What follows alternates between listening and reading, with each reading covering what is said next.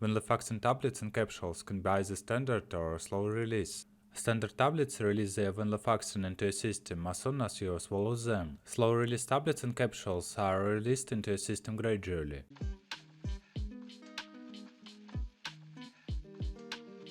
Indications.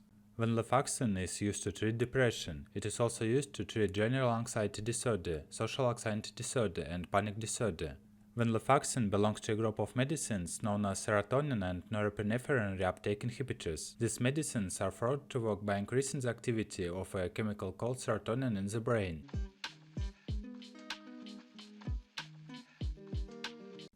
How to use.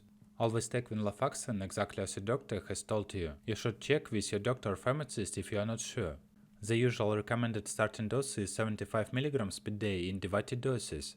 The dose can be raised by your doctor gradually and if needed even up to a maximum dose of 375 mg daily for depression.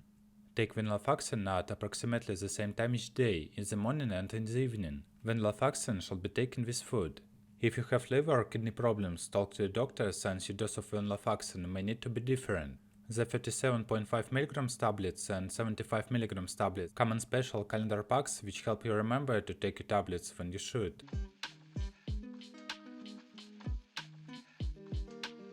Hypersensitivity to venlafaxine hydrochloride, this venlafaxine succinate or to any excipients.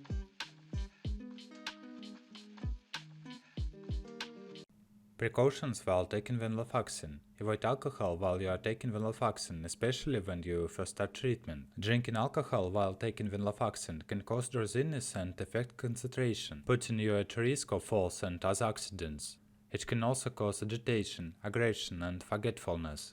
If you do drink alcohol, drink only small amounts and see how you feel. Do not stop taking your medication. If you have high blood pressure, you may need to check your blood pressure more often, especially when you first start venlafaxine, because it can cause an increase in blood pressure.